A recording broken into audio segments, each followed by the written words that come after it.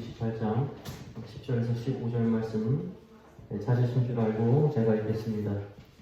야곱이 브엘세바에서 떠나 하란으로 향하여 가더니 한 곳에 이르러는 해가 진지라 거기서 유숙하려고 그곳에 한 돌을 가져다가 베개로 삼고 거기 누워 자더니 꿈에 본즉 사닥다리가 땅 위에 서 있는데 그 꼭대기가 하늘에 닿았고 또 본즉 하나님의 사자들이 그 위에서 오르락내리락하고 또 본즉 여호와께서 그 위에 서서 이르시되 나는 여호와니 너의 조부 아브라함의 하나님이요 이삭의 하나님이라. 내가 누워있는 땅을 내가 너와 내 자손에게 주리니 내 자손이 땅의 티끌같이 되어 내가 서쪽과 동쪽과 북쪽과 남쪽으로 퍼져나갈지며 땅의 모든 족속이 너와 내 자손으로 말미암아 복을 받으리라. 내가 너와 함께 있어 내가 어디로 가든지 너를 지키며 너를 이끌어 이 땅으로 돌아오게 할지라. 내가 내게 허락한 것을 다 이루기까지 너를 떠나지 아니하리라 하신지라. 아멘. 여러분, 자연에서 발견할 수 있는 생물들 중에서 이런 생물들이 있어요. 자기가 지금까지 살았던 몸을 벗어버리면서 다시 새로운 삶을 얻고 새롭게 태어나는 동물들이죠. 여러분, 뱀이 그렇죠. 뱀이 자신의 허물을 때가 되면 벗습니다. 허물을 벗는 것은 자신의 몸을 벗는 이유로 말해요. 몸이 더 크기 때문에 그 몸을 버려야 커질 수 있으니까 그렇게 버리는 거죠. 나비는 더 대단하죠, 사실은. 이렇게 기어다니는, 그렇죠? 애벌레가 그 번데기라는 그 딱딱한 곳에서 자신의 몸을 감추고 오랜 시간을 지나서 나중에는 나비라는 식으로 완전히 상태가 변화되어지는 거죠. 여러분, 우리는 이것을 탈피라고 합니다. 다른 삶을 위해서 이전의 몸을 벗어버리는 거죠. 여러분, 우리는 이것을 굉장히 당연하게 생각을 합니다. 왜냐하면 이건 생물학적이기 때문이에요. 그냥 애벌레는 당연히 탈피를 하고 나중에 나비가 되는 것이 정석이죠. 뱀도 마찬가지입니다. 우리는 이것을 보면서 그냥 자연스러운 현상을 여깁니다. 그럼에도 불구하고 우리가 그것을 보면서 마음의 도전을 받죠. 아, 우리가 지금 가지고 있는 것을 벗어서 나중으로 더 나아갈 수 있겠구나라는 희망을 갖습니다. 그런데 사실 인간에게 탈피라고 하는 것은 자연스러운 현상은 절대 아닙니다. 인간은 탈피를 하지 않아요. 오히려 그것과 반대되는 습성을 갖죠. 무엇이죠? 지금 있는 현실에 안주하고 머무르고 싶은 마음이 우리에겐 극도로 나와 있습니다. 여러분, 인간이 인생을 왜 이렇게 열심히 살죠? 여러분, 일하는 걸 좋아서 인생을 열심히 사는 사람은 없어요. 딱 목적지가 있습니다. 그게 뭐죠? 그래서 내가 나중에 내가 거할 처소 하나 내가 마련을 하고 싶은 거예요. 그렇죠? 그럼 내가 편하게 잠을 잘 수 있는 것, 내가 먹고 싶은 거 먹을 수 있는 것, 그게 뭐죠?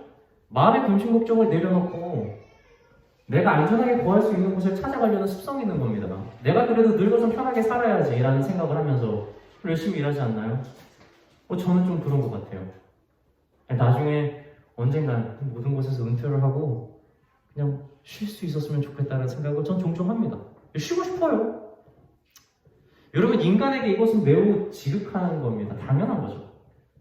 사람은 항상 한 곳에 머무르고 싶어요. 여러분, 그런데 참 아이러니하죠. 신앙생활은 항상 우리를 알 수 없는 곳으로 이끌고요. 그렇죠? 거기가 어디죠? 영혼이 변치 않은 저 천국지로 목적지로 가고 우리를 계속해서 어디론가를 이끌어갑니다. 그래서 우리는 신앙생활을 하다 보면은 계속해서 고단하고 바쁜 거예요. 왜냐면 지금 있는 그 자리가 내가 있을 자리가 아니라는 걸 우리는 신앙으로 알기 때문에 그렇습니다. 그래서 여러분, 인간에게 탈피가 있다면 바로 이런 겁니다. 내가 지금 머무르는 곳, 내 신앙의 이 자리에서 가만히 있는 것이 아니라 이 자리를 벗어나는 것이죠. 이사를 가라는 것은 아닙니다. 그러나 내가 사랑하고 내가 머물고자 하는 내 마음의 초소를 끊임없이 믿음으로 밀어내면서 보이지 않는 그곳으로 한 발자국 더 나아가는 신앙의 길이 있다는 거예요. 여러분, 이건 정말 어려운 일입니다. 탈피는 정말 힘든 일이에요, 인간에게. 그래서 우리의 습성과 완전히 반대되는 삶이기 때문에 그렇습니다. 여러분, 그러나 우리가 말씀에서 가지고 있는 이 탈피의 습성, 다시 말하면 인간이 우리가 가지고 있는 우리의 본질적인 문제들, 우리가 살고 싶어하고 우리가 가만히 머물고 싶어하는 이것을 벗어나라고 말씀에서 명할 때는 여러분 정확하게 목적지가 있어요. 다시 말하면 뱀이 탈피를 하는 게 얼마나 쉽지 않겠어요. 여러분 그 나비가 되기 위해서 본인이 선택하는 그 길도 쉽진 않죠. 그러나 여러분 우리가 이걸 자연스럽게 여기는 딱 한 가지입니다. 바로 약속 때문이에요. 무슨 약속이죠? 뱀이 허물을 벗으면 새로운 몸을 얻는다는 거죠. 애벌레가 그 탈피를 하게 되면 그 번데기를 거치게 되면 나비가 된다는 걸 확실히 아는 겁니다. 여러분 이 약속에 대한 확신이 있으면 여러분 우리는 탈피에 대한 고통을 바라보지 않습니다. 무엇을 바라보죠? 나중에 이후에 되어질 모습을 바라본다는 거죠. 여러분 그래서 신앙생활이라고 하는 건 내가 삶에서 내 삶을 벗어나는 고통을 바라보는 게 아니라 내가 이것을 벗어나서 하나님의 길을 섰을 때 하나님께서 주시는 복이 무엇인지를 바라보는 힘이 있어야 우리가 이러한 신앙을 자연스럽게 여길 수 있다는 겁니다. 마치 자연에 있는 생물들이 탈피하는 것을 당연히 여기는 것처럼 말이죠. 여러분 우리에게는 약속이 있습니다. 여러분 이 세상은 잠깐 유한한 거예요. 사실은 하나님께서 그런 걸 계속해서 이스라엘 백성들에게 가르치는 거죠. 너희가 있는 이곳은 영원히 갈 처소가 아니다라는 거죠. 계속해서 움직이고 가라. 너희의 나라는 이 땅에 있는 것이 아니라 바로 저기에 있는 것이다라는 거예요. 언젠간 이것을 벗고 나비처럼 너희가 날아서 가게 될 천국이 있다는 거죠. 여러분 아브라함이 하나님이 지시한 곳으로 갈 때가 있었잖아요. 처음 부르심을 받아서 명령을 받습니다. 말씀으로 명하셔서 떠나라고 하죠. 여러분 그런데 하나님께서 아브라함에게 떠나라고 할 때 자기가 살고 있는 그 땅을 떠나라고 하지 않고 정확하게 수식을 붙여요. 형용사를 붙여가지고 말하죠. 무슨 땅이라고 그러죠? 세 가지를 붙이거든요. 첫 번째는 바로 고향, 너의 고향. 그 두 번째는 친척. 그 세 번째는 네 아비의 땅이다. 이게 무엇을 의미할까요? 하나님께서 단순히 그냥 땅을 떠나서 가라라는 의미가 아니라 아브라함에게 지금 네가 가지고 있는 너의 모든 것들을 그 자리에 내려놓고 내가 말하는 곳으로 가라라는 그 명령인 거예요. 아브라함은 이 부분에 대해서 굉장히 즉각적으로 순종을 하지요. 정확하게 순종을 합니다. 아브라함이 그것에 대해서 순종을 할 때 주변 사람들은 이 사람이 자기가 가지고 있는 것을 버리고 떠나는 것에 대해서 굉장히 어리석게 여겼을 겁니다. 그런데 아브라함은 아니죠. 무엇이 있죠? 그가 새롭게 만나는 새로운 땅에 있다는 약속이 그에게 허락됐기 때문에 그에게 탈피, 다시 말하면 그가 가지고 있는 모든 것들을 버리는 건 아브라함에게 의미가 있는 거예요. 여러분, 한 지방에서 부자로 지냈던 아브라함이 결국 약속을 통해서 그 과정을 거쳐서 나중에 뭐가 되죠? 그냥 부자가 아니라 한 민족의 아버지가 됩니다. 여러분 이 역사의 시작이 아브라함이 하나님의 약속을 붙들고 갔던 거기 때부터 시작이 됐다는 사실이에요. 여러분 참 웃음이죠. 떠나는 것이 영원히 거하는 것이라는 거예요. 여러분 이것이 성경에 가르쳐준 참 모순적인 말입니다. 한 곳에 거하지 않고 계속 움직이는 것이 영원히 거하는 거예요. 여러분 여기에는 사실은 굉장히 중요한 포인트가 있습니다. 다시 말하면 우리의 인생이 사는 의미를 찾을 수 있는 곳은 너희가 거하는 장소가 아니라 너희가 나와 함께할 때라는 것을 하나님께서는 사실은 가르쳐주고 있는 것이죠. 여러분 이 당시 아브라함 시대 때 이 이스라엘 백성들이라고 해야 될까요? 이 사람들이 어떻게 살죠? 후에 이스라엘 백성이지만 이 사람들 유목민입니다.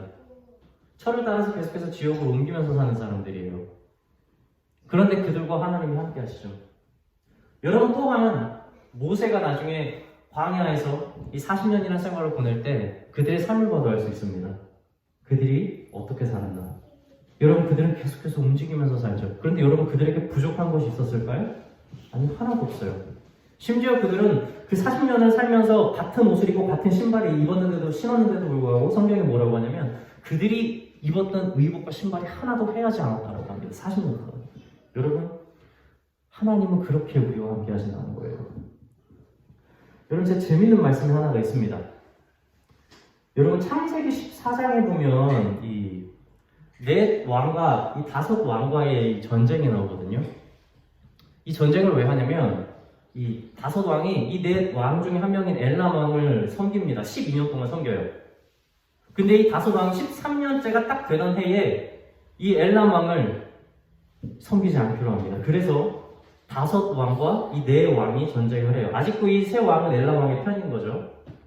근데 이 전쟁이 얼마나 컸는지 창세기에서는 몰살하지 않지만 여러분 사실 어마어마한 전쟁이에요. 나중에 이 네 왕이, 이 엘라 왕이 이들이 따르지 않으니까 얘네들을 치러 가거든요. 근데 그들을 치러 계속해서 가는 과정들이 여기 나옵니다. 우리 창세기 14장 5절에서 7절 제가 읽어드릴게요. 제14년에 그돌라오멜과 그와 함께한 왕들이 나와서 아스도롯 가르나임에서 르바 족속을, 함에서 수스 족속을, 사외 기랴디암에서 엠 족속을 치고 호리 족속을 그 산 세일에서 쳐서 광야 근방 엘바란까지 이르렀으며, 지금 그 네 왕들이 다섯 왕을 치면서 치려고 가는 중에 계속해서 정복을 합니다. 그들이 돌이켜 엠미스밭 곧 가데스에 이르러 아말렉 족속의 온 땅과 하사손다말에 사는 아모리 족속을 친지라.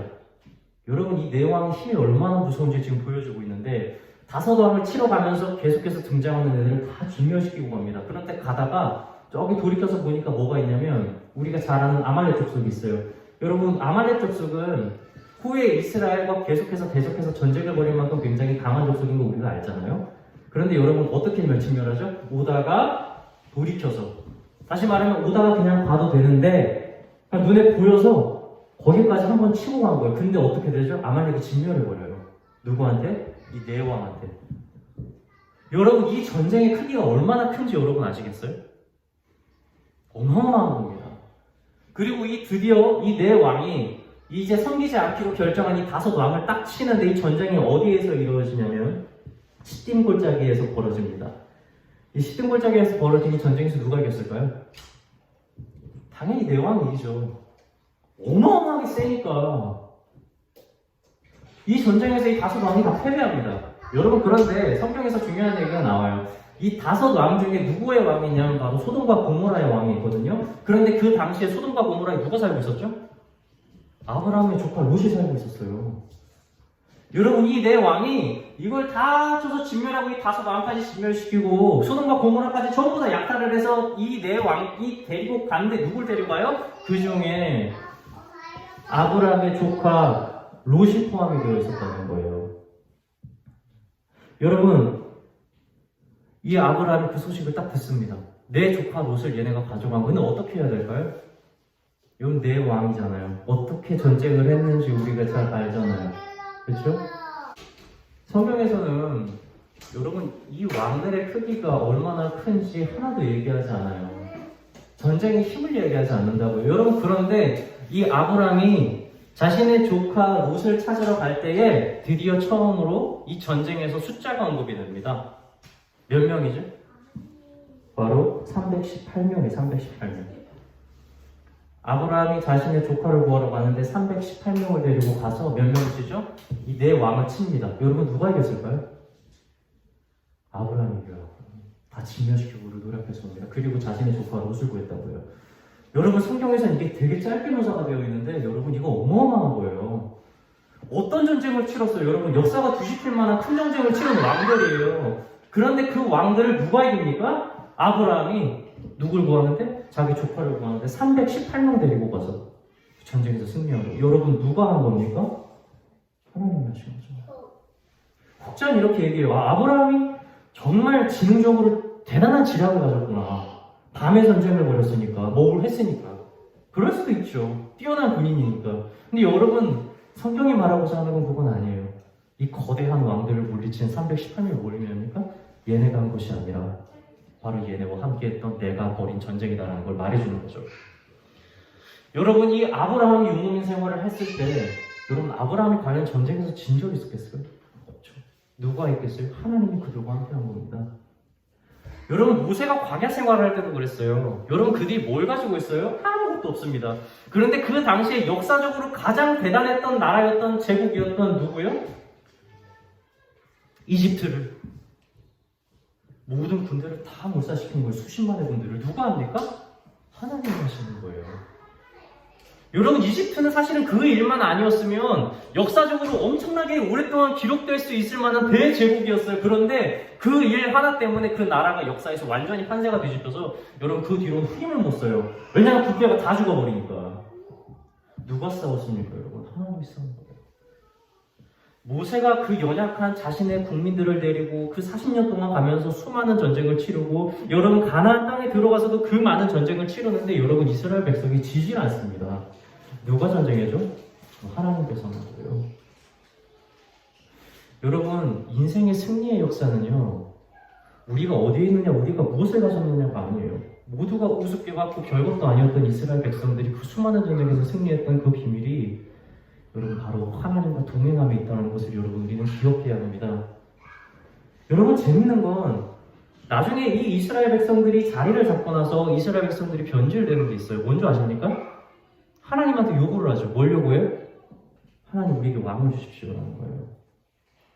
여러분 왕을 달라고 하는 건 하나님께서 원하시는 게 아니라고 성경이 증언을 합니다. 그런데 여러분 인간이 왕을 원한 이유가 뭐였을 것 같으세요? 한 가지죠. 우리가 의지해서 우리가 굳건하게 세울 나라를 이스라엘이 가지고 싶은 거예요. 하나님 얼마나 서운했을까? 지금까지 내가 얘네들을 그렇게 인도해내고 세우고 했는데 자기들은 여전히 우리에게는 왕이 필요하다는 거예요. 그래도 하나님 이스라엘 백성들을 참 사랑해서 선지자들을 보내셔서 기름 부음 잡는 자들을 세워서 왕을 세우시죠. 물론 정말 위대한 다윗 왕도 남긴 했습니다만 결과적으로 여러분 이 왕조 시대가 어떻게 되죠? 이스라엘의 멸망을 불러와요. 여러분 왕조 시대가 잘 된 것 같죠? 목사님 다윗 때 솔로몬 때 엄청났잖아요. 왜 그래요? 솔로몬 때 어떻습니까? 너무 금이 많아, 너무 많이 들어오니까 자기 지키는 병사들 방패를 다 금으로 만들어요. 키만한 방패인데 금으로 만들어요. 너무 금이 많아서. 여러분 그거 잠깐이에요. 그럼 나중에 히스기야 왕도 어떻게 됩니까? 그거 다 뺏겨요 다. 나중에 그 조공으로 바치라니까 아말렉이 아수르가 아수르 왕이 그걸 달라고 하니까 나중에 줄 게 없어. 이제 은을 다 줬어요. 근데 금도 내려요. 이거 어떻게 하는지 아십니까? 솔로몬 왕 때 금도 없어. 벽에 칠해놓은 금을 박박 긁어가지고 그걸 떼가지고 줍니다. 여러분 이스라엘이 이렇게 비참해져요. 여러분 인간이 인간을 의지하니까 그것이 흔들리기 시작을 하는 게 보이는 거예요. 처음엔 강해 보였지만 여러분 이 이스라엘 백성들이 나중에 전쟁을 어떻게 치는지 아십니까? 많은 왕들이 하나님께 의를 행하려고 하지 않고 주변에 강한 나라에 빌붙어서 살려고 해요. 그래서 연대하고 여러분 그런데 결국엔 이스라엘 백성이 계속해서 고통받고 죽어가는 거예요. 여러분 무엇보다 정말 비참한 건 이스라엘 백성들이 왕을 세우면서 어떻게 되죠? 국가가 두 개로 분열되어 버립니다. 북이스라엘과 남유다로. 그렇게 멸망의 길을 걸어가고 결국 진짜 멸망을 당하죠. 여러분 사람의 눈으로 볼 때 가장 완벽한 계획처럼 보였고 사람의 눈으로 볼 때 나라를 세워서 그곳에 머무르려고 하는 인간의 습성을 따라서 살았던 이스라엘 백성들이 더 안전할 것 같지만 결국 어떻게 되죠? 여러분 상상도 할 수 없는 멸망을 가져오게 됐다는 거예요. 여러분 반면에 보십시오. 아브라함 머무르지도 않고 하나님만 따라 살았던 아브라함. 말씀을 따라 약속의 땅으로 그 길을 끊임없이 걸어갔던 모세가 가지지 않았던 그 손으로 수많은 전쟁을 승리한 걸 기억하지 않습니까? 사랑하는 성도 여러분, 우리가 어딘가를 떠나는 것은 그 당시에는 어리석어 보이고 없어 보이고 다른 사람이 볼 때도 어리석어 보일 수 있어요. 그러나 여러분 우리가 가는 것이 무엇을 붙들고 가는지 여러분은 생각해야 됩니다. 그곳에 하나님의 약속이 있다면 여러분 결코 그 길은요 우리가 패배하는 길이 아니라는 것을 명심하시기를 바랍니다. 여러분 평안한 삶은요 내가 생각하는 평안한 장소에 머무는 게 아니에요. 영원한 평안을 주시는 그분과 함께 동행하는 삶이 바로 평안한 삶이라는 겁니다. 여러분 오늘 본문 말씀에 누가 등장을 하죠? 바로 야곱입니다. 이 야곱이 얼마나 잔꾀가 많았어요. 이 야곱이 자신의 형 에서를 속이죠. 그래서 형이 죽이려고 하니까 도망가는 거예요. 자기네 삼촌 라반의 집으로 도망을 가고 있는 장면이에요. 여러분 이 야곱과 에서는 삶의 방식이 전혀 다르잖아요. 이 에서는 털이 많잖아요. 굵고 나가서 사냥을 하는 사람이었고 이 야곱은 어떤 사람이었죠? 엄마의 곁에서 집에서 머물렀던 사람이에요. 밖에 나가서 고통이라는 걸 겪어보지 않았던 사람이죠. 야생이라는 것이 무엇인지도 모르는 사람이에요. 그런데 이 사람이 결국에 어떤 처지가 되죠? 자기가 한 번도 가보지 않은 삼촌의 집까지 자신이 직접 걸어가야 되는 그러한 상황에 처하게 된 겁니다. 자신을 벗어나게 되는 거죠. 자신의 삶이 말이에요. 여러분 오늘 본문 말씀 한번 다시 보겠습니다. 오늘 본문 말씀 28장 10절. 야곱이 브엘세바에서 떠나 하란으로 향하여 가더니 한 곳에 이르러는 해가 진지라 거기서 유숙하려고 그곳에 한 돌을 가져다가 베개로 삼고 거기에 누워 자더니. 길을 가는 겁니다. 가다가 지쳐서 잘 때가 있어요. 이 자는 곳이 어딘지 초성인지 모르겠습니다만 굉장히 야생이었던 거 드러나죠. 무엇으로? 그가 삼았던 돌베개. 자려고 돌을 가지고 와서 베고 자는 겁니다. 여러분, 야곱이 어떤 상황인지를 너무나 잘 보여주고, 어쩌면 야곱은 자신의 상황을 이 돌베개를 보면서 얼마나 슬퍼했을지 몰라요. 내가 어머니의 품에서 이렇게 편안하게 잤을 때가 언제? 내가 그곳이 너무 그립구나라는 생각하지 않았을까요? 여러분, 그런데 그 돌베개를 메고 잘 때 하나님께서 놀라운 환상을 보여줍니다. 그 다음 주가 이럴게요. 꿈에 본즉 사닥다리가 땅 위에 서 있는데 그 꼭대기가 하늘에 닿았고, 또 본즉 하나님의 사자들이 그 위에서 오르락내리락 하고, 또 본즉 여호와께서 그 위에 서서 이르시되 나는 여호와니 너의 주 아브라함의 하나님이요 이삭의 하나님이라. 내가 누워있는 땅을 내가 너와 내 자손에게 주리니 내 자손이 땅의 특별같이 되어 내가 서쪽과 동쪽과 북쪽과 남쪽으로 퍼져나갈지며 땅의 모든 족속이 너와 내 자손으로 말미암아 복을 받으리라. 여러분, 후에 등장하는데 야곱이 딱 잠에서 깨요. 그리고 딱 봅니다, 땅을. 그런데 땅이 다르게 보이는 거예요. 여러분, 야곱이 그때 잠들었을 때 그 땅은 자신에게 고통을 상징하는 자기가 설 수 없는 땅이었거든요. 그런데 여러분, 다시 하나님의 약속을 눈으로 보니까 이 땅이 나중에 하나님께서 자기가 돌아와서 번성하게 할 땅이라는 약속을 보게 되는 거예요. 그래서 야곱이 어떻게 하죠? 와, 두렵다 이 말.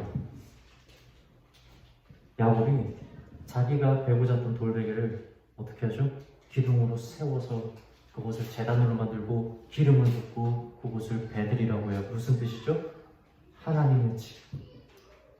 아무것도 없는 그 광야에서 자신의 고통을 상징하는 그 돌베개를 세워서 하나님의 집이라고 기름을 붓는 거예요.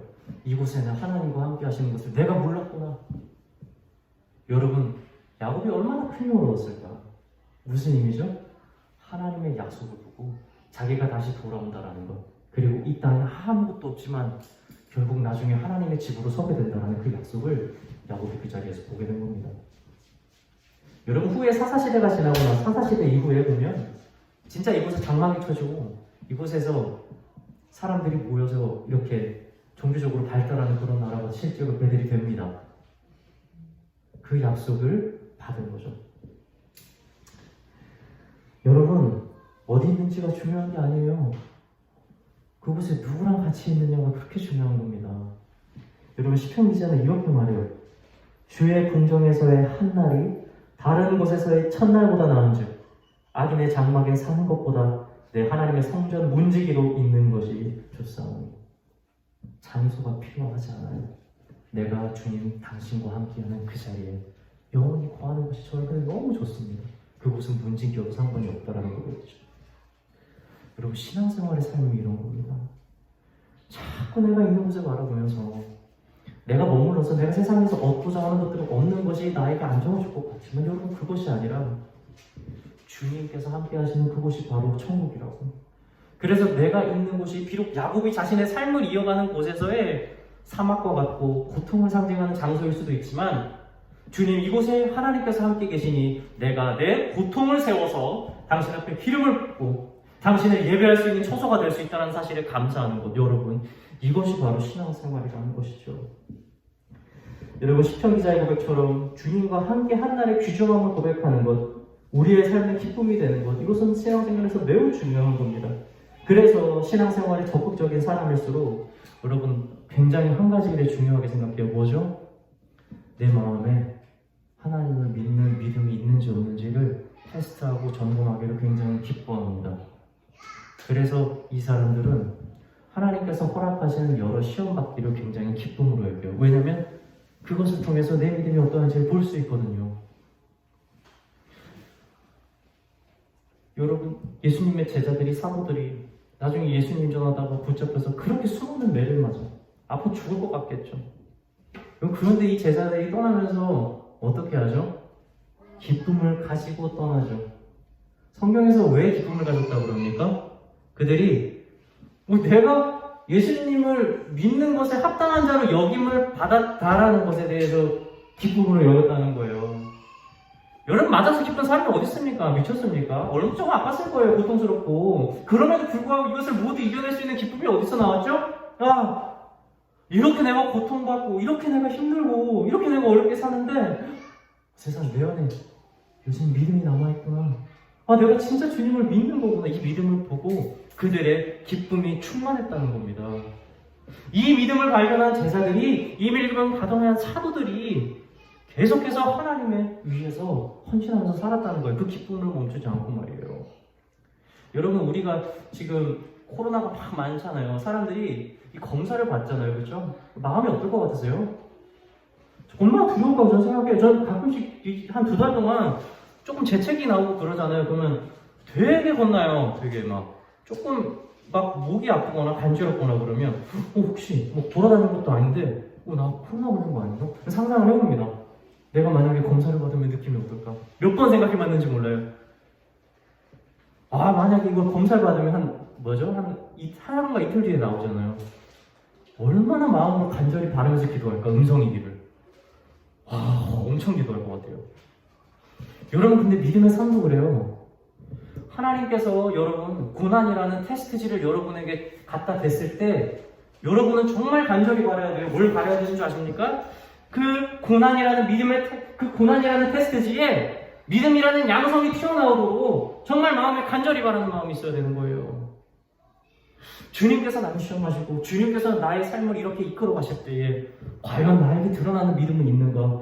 여러분, 이걸 위해서 사는 게 여러분 기독교의 삶인 겁니다. 여러분, 정말 코로나가 음성이를 바라는 간절한 마음 이상으로 우리의 믿음이 드러나게 여러분 간절히 바라십니까? 여러분, 그러한 삶을 사시길 주님의 이름으로 축원합니다. 여러분, 말씀을 마치고자 합니다. 우리가 입고 있는 이 세상은요, 여러분 언젠가 벗고 떠나야 될 거예요. 잠깐 머무는 곳입니다.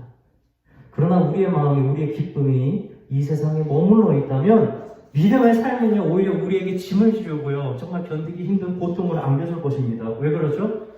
그냥 탈피만 보니까 내가 가야 할 나를 보지 않기 때문에 그렇습니다. 사랑하는 성도 여러분, 믿음의 상급은 정말 커요. 왜 큰 줄 아세요? 하나님이 크다고 했어요. 예수님도 그 상 크다고 했어요. 여러분, 예수님이 어떤 분입니까?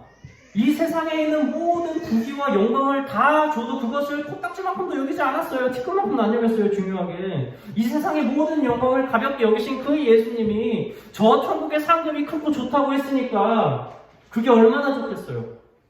인간은요, 그게 얼마나 좋은지 감히 가늠할 수 없을 겁니다. 하나님이 좋다고 한 건데 얼마나 좋겠어요. 사랑하는 성도 여러분, 날마다 내가 벗어나야 할 자리가 어딘지 돌아보십시오. 나에게 허락하신 말씀이 이 살아 숨쉬는 것에 대해 기뻐하고 감사하십시오. 그렇게 하루하루 믿음의 탈피를 성공하면서 사는 삶이 결국 저 천국의 삶을 맛볼 수 있는 것입니다. 여러분, 창세기 28장 15절 말씀을 마지막으로 읽겠습니다. 본문 말씀이죠. 창세기 28장 15절 말씀. 내가 너와 함께 있어 내가 어디로 가든지 너를 지키며 너를 이끌어 이 땅으로 돌아오게 할지라 내가 내게 허락한 것을 다 이루기까지 너를 떠나지 아니하리라.